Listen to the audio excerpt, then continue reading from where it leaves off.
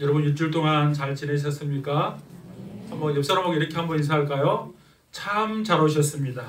참 잘 오셨습니다. 예, 뒤에도 한번 보세요. 뒤에 누구 오셨는가 한번 보세요. 참 잘 오셨습니다. 참 잘 오셨습니다. 여러분 복된 자리에 여러분 참 잘 오셨습니다. 하나님께서 오늘 또 우리에게 말씀을 통해서 특별한 은혜를 주시기를 축복합니다. 여러분 우리가 지난주에까지 살펴본 내용을 보면 이제 사울이 다메섹에 예수 믿는 사람을 잡으러 갔어요.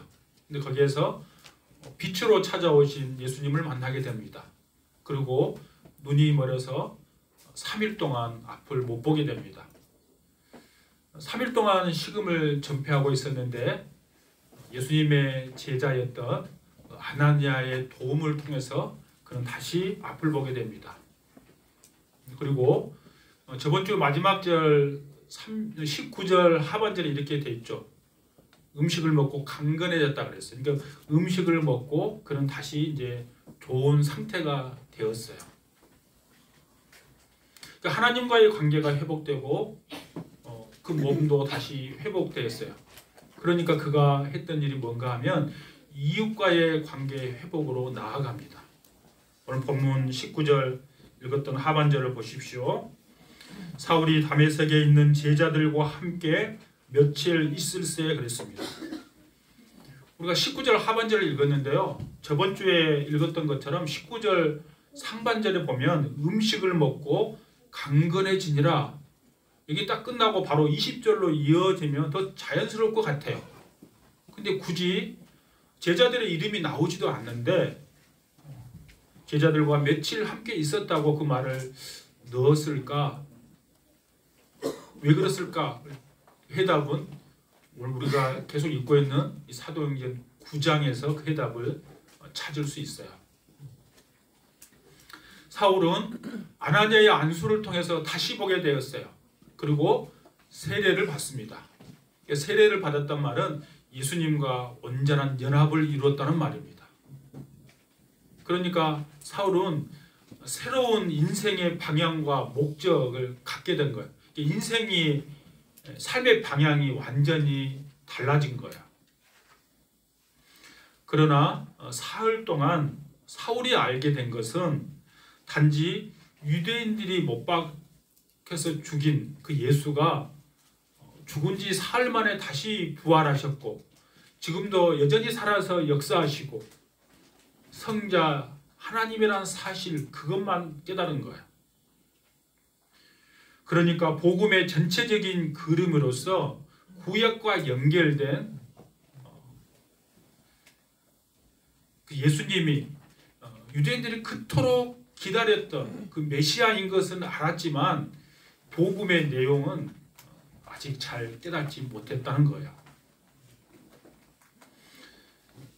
그 메시아라는 사실을 알려주기는 했지만 예수님이 행하셨던 그 일들을 예수님이 이 땅에 왜 오셨고 어떠한 일을 하셨는지를 알려주지 않으면 알 수 없었던 것이죠. 그래서 그 설명한 사람이 필요했는데 바로 다메섹에 있는 제자들이 그 일을 한 거예요.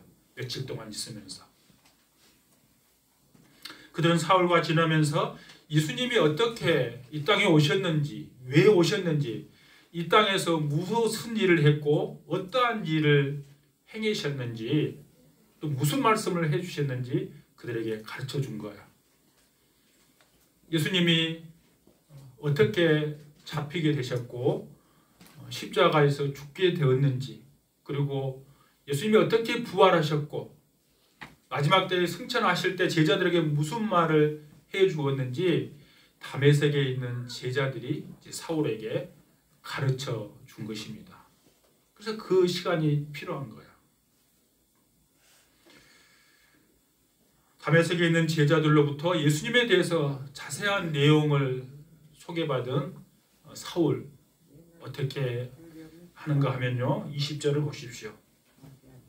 20절 즉시로 각 회당에서 예수가 하나님의 아들이심을 전파하니 그랬어요. 즉시로 그랬어요. 망설임이 없었다는 말이에요. 이제 사울은 집에만 있을 수가 없었습니다. 지금까지는 자신이 몰라서 그 예수님을 대적했는데 그 예수님이 자신들이 그토록 기다렸던 메시아였고 하나님의 아들이었다는 사실을 알고 그는 가만히 있을 수가 없었던 것이죠. 그러니까 지금까지 내가 믿었던 것은 잘못된 것이었고 그것은 가짜였다. 진짜가 있었다는 것이죠. 예수님이 진리였다는 사실을 안 순간 사울은 가만히 있을 수가 없었다는 것입니다. 나가서 담대히 복음을 선포한 것입니다. 그래서 사람들이 바울의 선포된 말씀을 듣고 어떻게 반응했을까요? 여러분 보세요.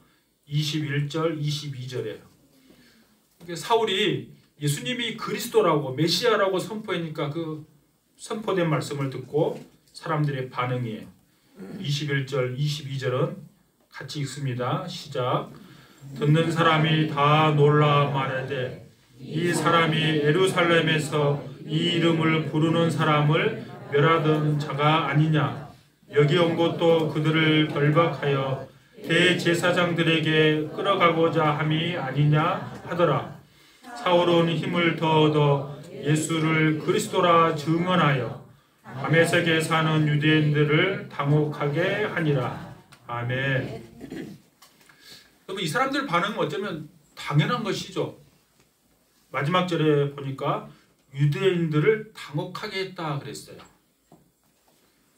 사람들은 사울의 급격한 변화에 충격을 받았을 것입니다.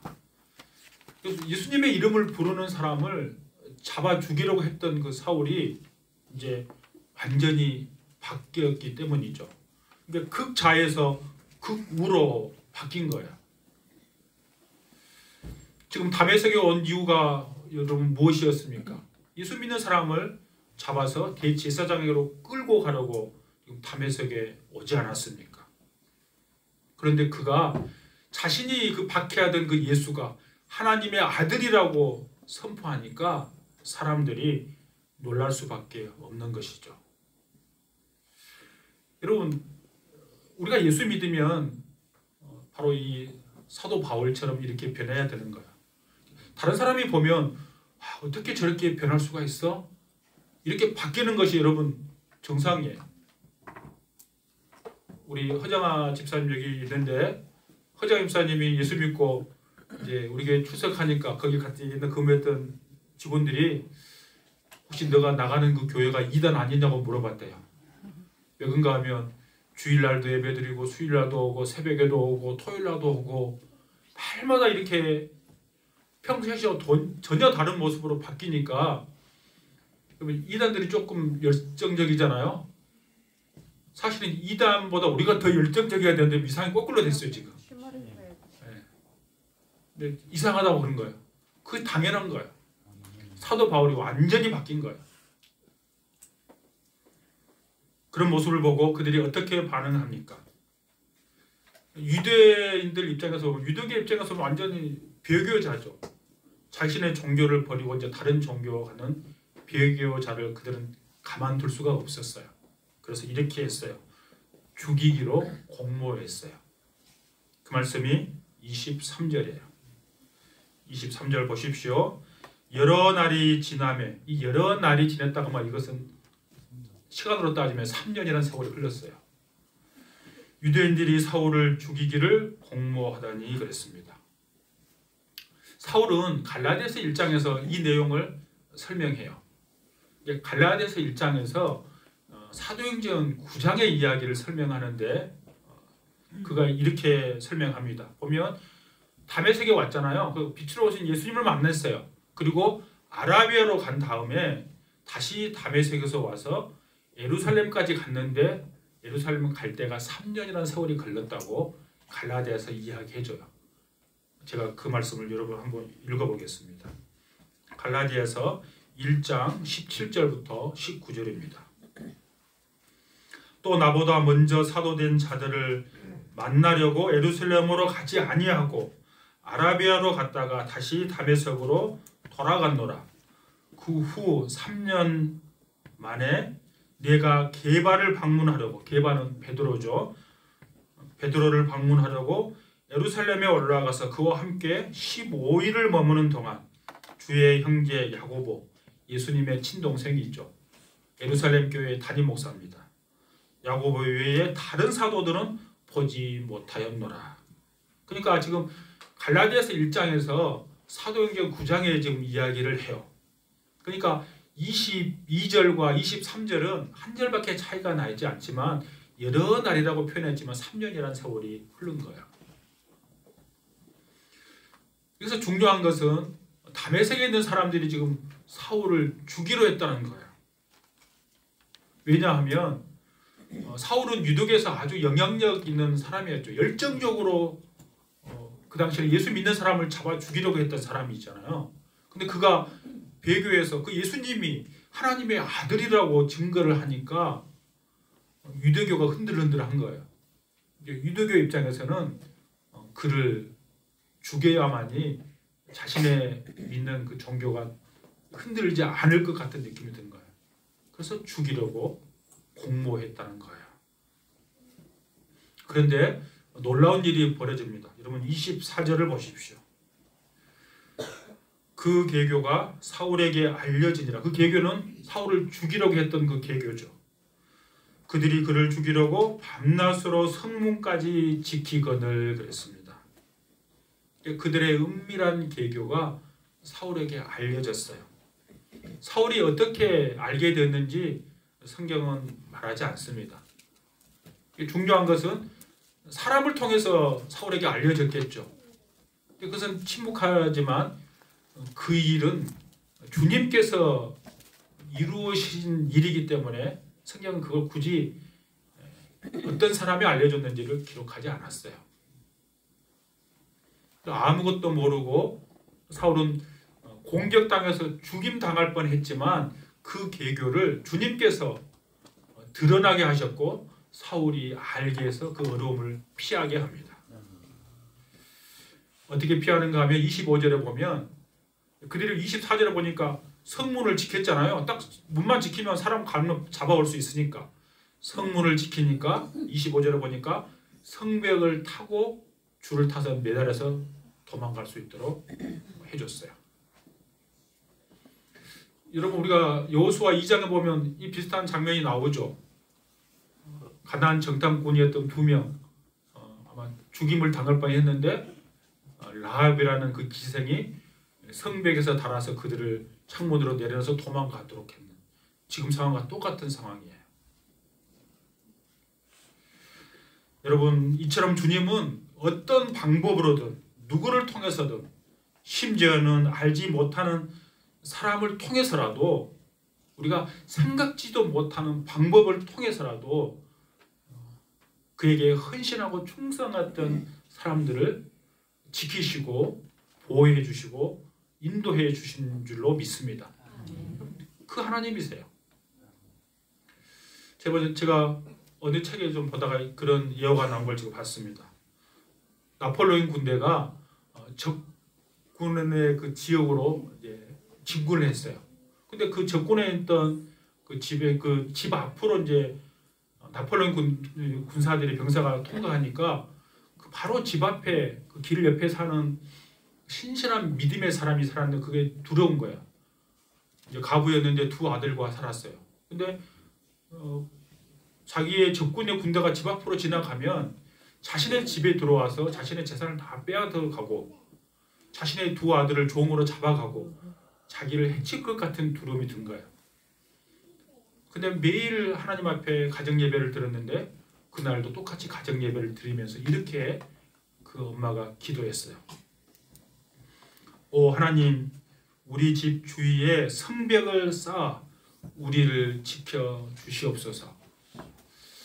그 기도를 드리고 이제 가정 예배를 마쳤어요. 그 2 아들은 평소에 한 번도 들어보지 않는 기도를 하니까 작은 아들이 큰 아들에게 묻은 거예요. 형,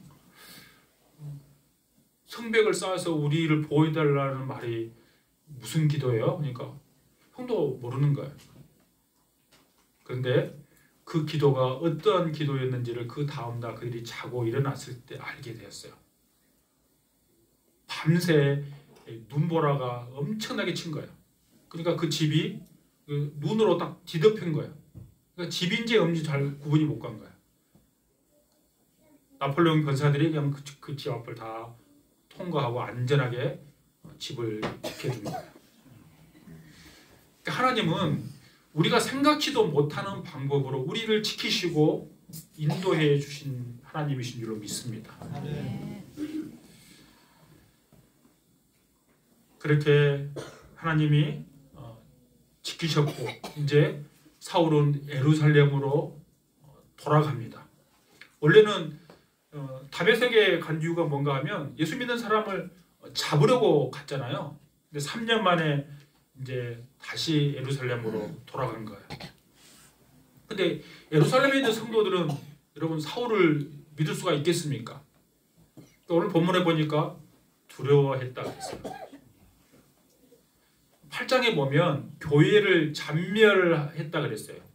잔멸했다가 말은 교회를 다 없애버리겠다 그 말이에요. 그리고 스데반 집사님이 순교하는 그 장면에 가장 앞자리에서 핵심적으로 지켜보고 있었던 사람이 바로 사울이었어요. 그러니까 그들은 사울의 변화된 모습을 정상적으로 받아들일 수 없는 거죠. 26절에 보세요. 26절에 보면 사울이 예루살렘에 가서 제자들을 사귀고자 하나 다 두려워하여 그가 제자됨을 믿지 아니하니 그랬어요. 저라도 믿을 수 없을 것 같아요. 그렇게 악독하게 교회를 핍박했던 그가 예수 믿는다고 그리스도인이 됐다고 하니 믿을 수가 없잖아요.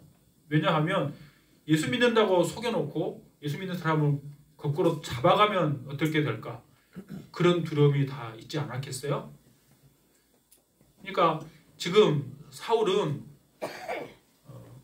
복음을 믿는 사람, 예수 믿는 사람을 핍박하는 자에서 이제 자신이 고난당하는 자리에 지금 온 거예요. 그러니까 복음을 반대하는 위치에 있었던 그가 복음을 전하는 자로 지금 온 거예요. 근데 예루살렘에 있는 사람들은 그걸 믿어주지 않은 거예요. 그럼 3년 만에 예루살렘에 돌아왔는데 얼마나 감회가 새로웠을까요? 내가 지금까지는 잘못된 길을 갔지만 이제 진리를 깨닫고 그 진리를 선포하고 예루살렘에 있는 사도들과 사귀기 위해 왔는데 그들은 다 두려워하고 거부하는 거예요. 사울은 그들에게 불신의 대상이었고 두려움의 존재였습니다. 사울 입장에서는 얼마나 낙심이 되고 실망이 되었겠습니까? 누구라도 아마 그런 마음이 들었을 것 같아요. 근데 이걸로 끝나지 않습니다. 하나님은 그 사울을 위해서 한 사람을 준비해 두고 계십니다. 그 사람의 이름이 우리가 너무나 잘 아는 바나바입니다. 여러분 27절을 보십시오. 27절은 같이 읽겠습니다. 27절 시작. 바나바가 데리고 사도들에게 가서 그가 길에서 어떻게 주를 보았는지와 주께서 그에게 하신 말씀, 다메섹에서 그가 어떻게 예수의 이름으로 담대히 말하였는지를 전하니라. 아멘. 하나님께서는 사울을 위해 결정적인 역할을 한 사람을 준비해 두었습니다. 바로 바나바입니다. 그러니까 하나님은 언제나 우리를 위해서 예비해 두고 계시는 분이세요. 여러분 아브라함을 보십시오. 아브라함이 그의 아들 이삭을 번제로 드리려 했을 때 하나님은 수풀에 양을 준비하고 계셨어요. 그래서 아브라함이 여호와 이레라는 이름을 하나님의 이름을 붙여줬어요. 그러니까 하나님은 언제나 우리를 위해서 특별히 믿음으로 살고자 하는 사람, 아브라함이 얼마나 믿음으로 살고자 했어요. 그 아들을 그냥 바치려고 한 거잖아요. 실제로 칼을 들었어요. 그런 사람에게 하나님은 언제나 예비됨이 있다는 사실을 여러분 믿을 수 있기를 원합니다. 아멘. 바나바는 사울을 사도들에게 데리고 갑니다. 아까 갈라디아서 1장에 우리가 읽었잖아요. 그 사도들 두 사람에게 데리고 갔어요. 베드로와 야고보. 초대교회의 가장 핵심적인 두 인물입니다. 하나는 예수님의 수제자였고 하나는 예수님의 육신의 동생, 그리고 당시 예루살렘 교회의 지금으로 말하면 담임 목사였던 야고보에게 데리고 갑니다. 그 데려가서 뭐라고 이야기해요? 아까 읽은 것처럼 사울이 길에서 주님을 만났던 일, 그리고 주님께서 사울에게 말씀하셨던 일, 그리고 그가 다메섹에서 담대히 복음을 선포했던 것, 그것을 다 이야기해주고 이제 사울의 보증이 되어줍니다. 28절을 보십시오. 바나바 덕분에 이렇게 됩니다. 사울이 제자들과 함께 있어 예루살렘에 출입하며, 처음에는 거부했지만 바나바가 보증 서준 덕분에 제자들과 함께 사귀고 교제할 수 있었다는 거예요. 여러분, 그 제자들의 그룹에 도저히 들어갈 수 없었죠. 그들을 잡아 죽이려고 했던 그 입장에서 했던 그가 그의 제자들의 사귐 안에 들어가서 형제들이라고 부르며 교제할 수 있었으니 얼마나 감격하고 감사했을까요? 여러분, 사울에게 어떻게 이런 일이 일어날 수 있었을까요? 내가 이제는 정말 주님을 위해서 살겠다, 내 몸도 아끼지 않겠다, 그런 마음을 갖고 있는 사울에게 하나님께서는 주변에 많은 도움의 손길들을 붙여주신 거예요. 앞을 보지 못하니까 아나니아를 붙여서 눈을 뜨게 했어요. 다메섹에서 죽을 뻔했어요. 그래서 성벽에서 그들의 계교가 드러나게 해서 성벽을 타고 탈출하게 했어요. 그들을 예루살렘에서 사도들이 받아주지 않으니까 바나바를 통해서 같이 받아들일 수 있도록 하나님께서 시시때때로 필요할 때마다 사람을 붙여서 역사해 주신 것을 우리가 보게 됩니다. 아멘. 여러분, 우리가 믿음의 길을 걸으면 여러분 내 혼자인 것 같지만 여러분 그렇지 않습니다. 하나님이 필요에 따라서 돕는 손길들을 우리에게 붙여주실 줄로 믿습니다. 아멘. 여러분, 우리도 똑같습니다. 막막하고 답답하고 길이 전혀 보이지 않고 어떻게 해야 할지 모를 때 우리가 해야 할 것은 언제나 우선순위를 정해야 합니다. 그 우선순위는 하나님입니다. 아멘. 하나님만을 신뢰하고 하나님만을 바라보고 하나님만을 의지하고 나아갈 때 하나님께서 우리의 삶을 선하게 인도해 주실 줄로 믿습니다. 아멘. 사람들과 인간이 생각지 못한 방법들을 통해서도 우리에게 역사해 주실 줄로 믿습니다. 여러분, 그렇게 해서 결론이 어떻게 나는가 하면 여러분 31절을 보십시오.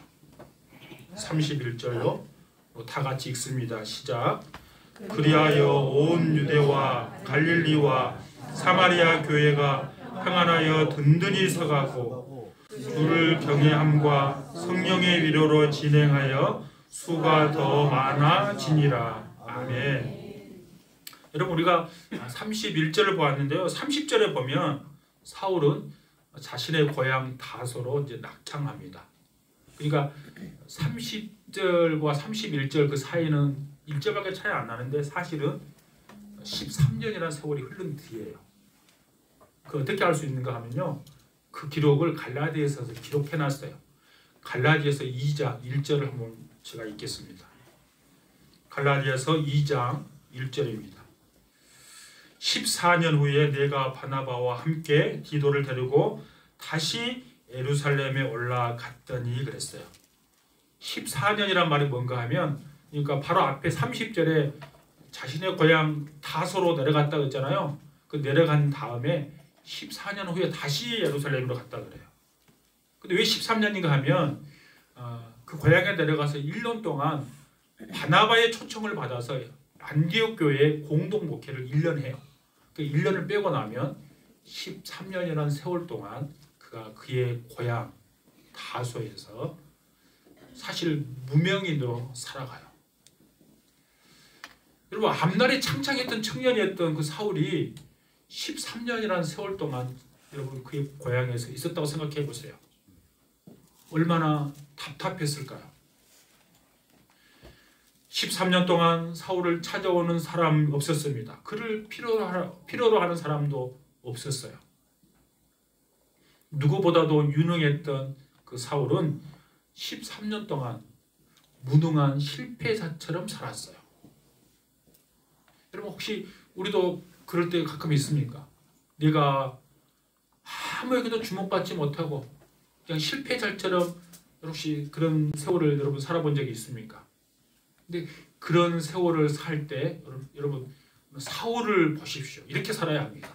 사울이 어떻게 살았는가 하면 아무것도 안 한 것 같고 아무것도 아닌 것 같은 그 13년의 세월을 신학자들에 의하면 사울이 그 13년의 세월을 어떻게 지냈는가 하면 자신의 신앙과 자신의 신학 체계를 세우는데 노력하고 최선을 다했어요. 사울이 그냥 사도 바울이 되는 것이 아니에요.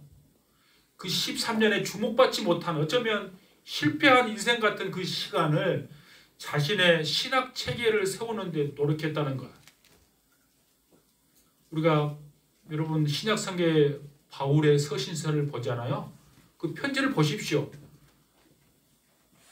그 복음에 대한 정수가 다 녹아 있는 것이 그냥 녹아 있는 것이 아니라 그 13년의 그 무명의 세월 동안 예수님이 어떤 분이시고 하나님이 누구시고 예수님이 어떤 일을 하셨는지 복음에 대한 철저한 신학을 세웠기 때문에 사도 바울이 될 수 있었다는 사실입니다. 우리도 내가 가장 무명한 것 같은 세월을 지날 때 이러한 사도 바울의 모습이 우리에게 필요한 거예요. 그냥 낭망하고 아무것도 하지 않고 손 내고 있으면 안 돼요. 그 시간을 믿음으로 잘 이기는 사람은 하나님께서 놀랍게 쓰신 줄로 믿습니다. 아멘. 여러분 31절 다시 한번 보세요. 31절 보면 온 유대와 갈릴리와 사마리아의 교회가 평안하여 든든히 서갔다 그랬어요. 사도 바울의 그 헌신 때문에 그 주위에 있는 모든 교회가 평안해지고 든든히 서갔습니다. 저와 여러분의 그 충성과 헌신을 통해서 여러분 우리가 속한 교회 그리고 우리의 주변의 가정 여러분 평안하고 든든히 서가기를 축복합니다. 아멘. 그 뒤에 나온 말씀을 보십시오. 주를 경외함과 성령의 위로로 진행하여 수가 더 많아졌다 그랬어요. 수가 많아졌다는 말은 부흥했다는 말이에요. 경외했다는 말이 여러분 무엇입니까? 하나님에 대한 거룩한 두려움이죠. 여러분 하나님을 인격적으로 만나면 그 마음에 경외함, 거룩한 두려움이 생길 수밖에 없어요. 그 거룩한 두려움을 가지고 살아갈 때 성령의 위로가 있었다고 그랬어요. 근데 여러분 성경 여러분 좋은 성경책에 보면 주가 달려 있죠. 각 주가 뭐라고 달렸어요? 위로에 뭐라고 적어져 있어요? 밑에 보면 후원이라고 돼 있죠. 각 주가 달아져 있어요. 그러니까 성령의 위로함과 성령의 후원이 있었다는 거예요. 그 어떠한 사람도 나에게 후원한 사람이 단 한 사람도 없는데 성령의 하나님께서 나에게 후원한다는 거예요. 아멘. 이것같이 큰 힘이 되는 말씀이 어디 있겠어요? 온 천하를 가지신 그분이 나를 후원한대요. 어떤 사람에게요? 여호와 하나님을 경외하는 사람에게. 경외한단 말을 좀 쉽게 표현하면 진짜 하나님을 사랑하는 사람에게 그런 말이에요. 인격적으로 만나면 하나님에 대한 거룩한 두려움이 있고 그분을 사랑하게 돼 있어요. 그런 사람에게 성령의 위로하심과 성령의 후원이 있는 거예요. 그 결론이 뭐예요? 수가 더 많아졌어요. 부흥케 되는 역사가 일어났어요. 저와 여러분이 하나님을 경외함으로 내가 속한 우리의 가정과 우리 직장과 우리 교회가 성령의 위로함과 성령의 도우심과 후원함이 있을 뿐만 아니라 부흥케 되는 흥왕케 되는 그 은혜가 있기를 주님의 이름으로 축복합니다. 아멘.